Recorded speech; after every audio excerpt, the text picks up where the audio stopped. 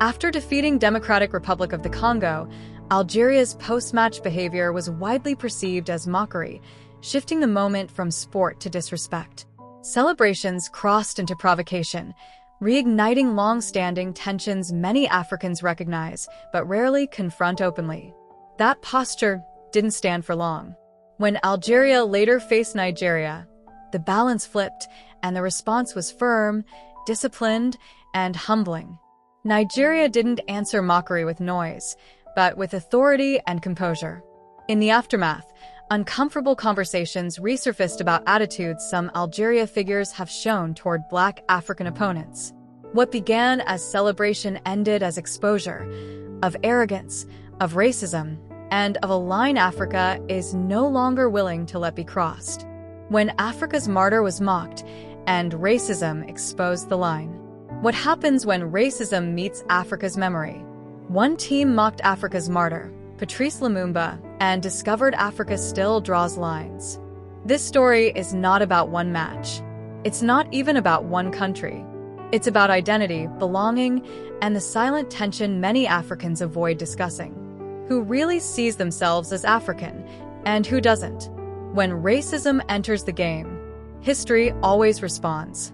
Patrice Lumumba represents resistance, dignity, and African self-determination. Yet during a heated football encounter involving Algeria, multiple incidents were reported. Racist gestures, racial slurs, disrespectful references toward Black African opponents. Symbolic mockery that many interpreted as targeting African identity itself. For many Africans watching, this wasn't new. Across decades, North African versus Sub-Saharan tensions have repeatedly surfaced in football. Players accused of racial abuse. Matches suspended or investigated. Quiet apologies, loud denials. Behind closed doors, many Africans openly say what is rarely stated publicly. Some North African Arabs do not see themselves as African, but as Arab first, African only on paper. This belief didn't start on the pitch. Football only exposed it. Algeria benefits from African platforms, African tournaments, African solidarity, African protection. Yet moments like this reveal a deeper fracture. African when it brings advantage, distant when African identity is challenged. Nigeria's response wasn't emotional. It was symbolic. Nigeria stepped in to defend dignity, not nationality, not Congo, not Black Africa, but African respect itself. The message was quiet but unmistakable. You cannot stand on Africa while denying Africa. Racism always exposes identity. Football only accelerates the truth. Africa is learning that unity cannot survive pretending.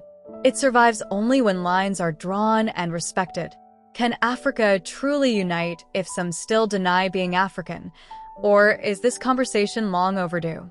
Let's see how this moment is strengthening Sub-Saharan Africa and shaping a true Africa consciousness, not division. 1. Africa's red lines are being redrawn. The reaction showed that African dignity now has boundaries. Mockery, racial disrespect, or denial of African identity is no longer brushed aside. This is a turning point. Africa is learning to defend symbols like Patrice Lumumba as continental property, not tribal memory. Moral lesson: unity begins when respect becomes non-negotiable. 2. Sub-Saharan Africa is finding a shared voice. What stood out was not one country reacting, but many Africans agreeing quietly, instinctively. From West Africa to Central and Southern Africa, the sentiment was the same. Enough is enough. This alignment is rare and powerful.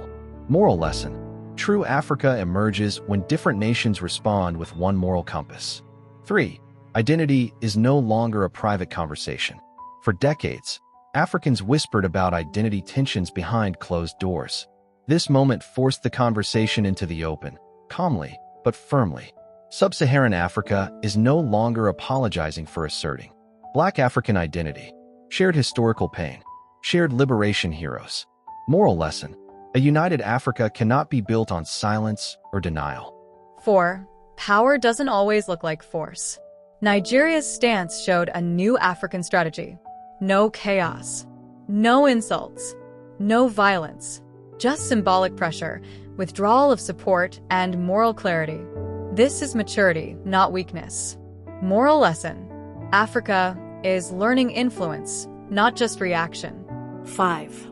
True Africa is being defined by values, not geography. This moment made something clear. Being African is no longer just about borders or organizations. It's about respecting African history, African pain, and African heroes. Those who stand with that vision are embraced. Those who mock it isolate themselves. Moral lesson: true Africa is a mindset, and Sub-Saharan Africa is leading it. What looked like a football controversy was actually a continental awakening. Sub-Saharan Africa didn't divide. It consolidated. It remembered who it is and who it stands for. Is Africa finally ready to define unity on its own terms, instead of inherited ones? Let us know in the comment section and hit the like button for this message to reach many people. Subscribe for more Pan-African contents.